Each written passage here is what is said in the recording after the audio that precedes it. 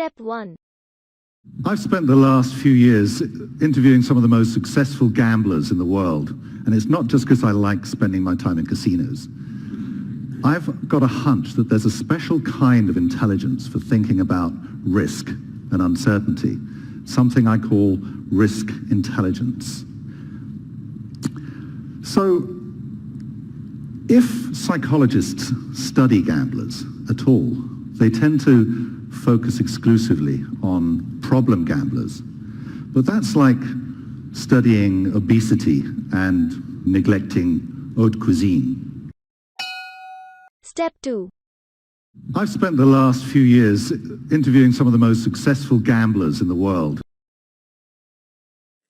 I have spent the last few years interviewing some of the most successful gamblers in the world. मैंने पिछले कुछ वर्षों में दुनिया के कुछ सबसे सफल जुआरियों का साक्षात्कार किया है। इंटरव्यू का मतलब होता है साक्षात्कार करना। सक्सेसफुल का मतलब होता है सफल। जुआरी को इंग्लिश में बोलते हैं गैम्बलर और दुनिया को इंग्लिश में बोलते हैं वर्ल्ड।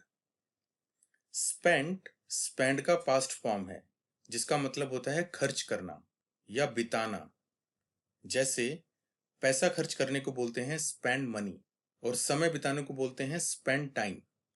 जैसे अगर आप कहते हैं I like spending my time with friends, तो इसका मतलब होगा मुझे अपना समय दोस्तों के साथ बिताना पसंद है।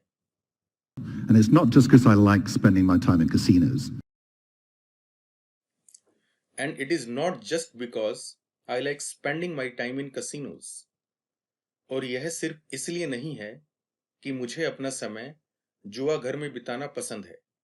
लाइक का मतलब होता है पसंद करना और जुआ घर को इंग्लिश में बोलते हैं कसिनो। जैसे अगर आप कहना चाहते हैं मुझे खाली समय में किताबें पढ़ना पसंद है, तो इसको इंग्लिश में बोलेंगे I like to read books in free time. I've got a hunch that there's a special kind of intelligence for thinking about risk and uncertainty. I have got a hunch that there is a special kind of intelligence for thinking about risk and uncertainty. मुझे लगता है कि जोखिम और अनिश्चितता के बारे में सोचने के लिए एक विशेष प्रकार की बुद्धिमत्ता होती है। गेट का पास्ट फॉर्म है जिसका मतलब होता है पाना। स्पेशल का मतलब होता है विशेष। बुद्धिमत्ता इसको इंग्लिश में बोलते हैं इंटेलिजेंस।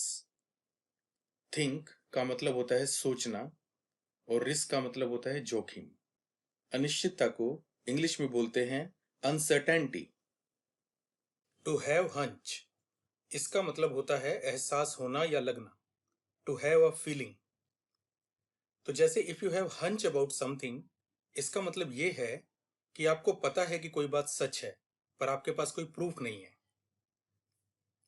तो जैसे अगर आप कहते हैं I have a hunch that this movie will be a big hit, तो इसका मतलब होगा मुझे लगता है कि यह फिल्म एक बड़ी हिट होगी।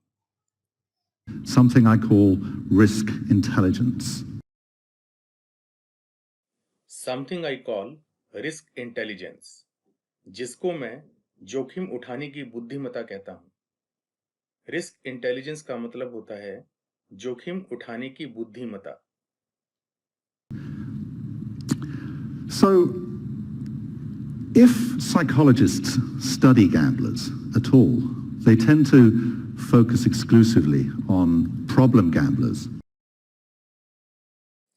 So, if psychologists study gamblers at all, they tend to focus exclusively on problem gamblers. यदि मनोवैज्ञानिक कभी जुआरियों का अध्ययन करते हैं तो वे विशेष रूप से समस्या से जूझने वाले जुआरियों पर ध्यान केंद्रित करते हैं। साइकोलॉजिस्ट का मतलब होता है मनोवैज्ञानिक। ध्यान केंद्रित करना या ध्यान लगाना या ध्यान देना, इसको हम इंग्लिश में बोलते हैं फोकस। एक्सक्लूसिव का मतलब होता है विशेष, विशिष्ट। स्टडी का मतलब होता है अध्ययन। तो जैसे अगर आप कहना चाहते हैं यह एक विशेष उपहार है, तो इसको इंग्लिश में बोलेंगे this is an exclusive gift. अगर आप कहते हैं you need to focus on your studies. तो इसका मतलब होगा आपको अपनी पढ़ाई पर ध्यान देने की आवश्यकता है। But that's like studying obesity and neglecting haute cuisine. But that is like studying obesity and neglecting haute cuisine.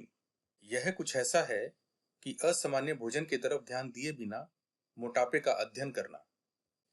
मोटापे को इंग्लिश में बोलते हैं ओबेसिटी। नेग्लेक्ट का मतलब होता है उपेक्षा करना या ध्यान न देना। कुजीन का मतलब होता है भोजन और ओट कुजीन का मतलब होता है असामान्य भोजन। जैसे अगर आप कहते हैं what's there in today's cuisine, तो इसका मतलब होगा आज के भोजन में क्या है। Step 3.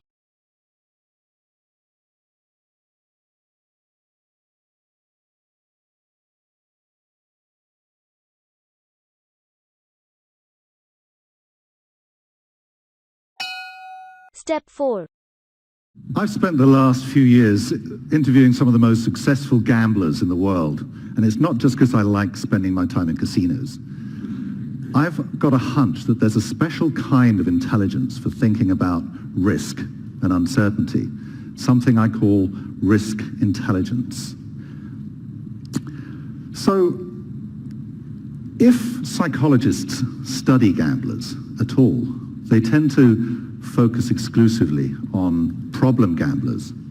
But that's like studying obesity and neglecting haute cuisine.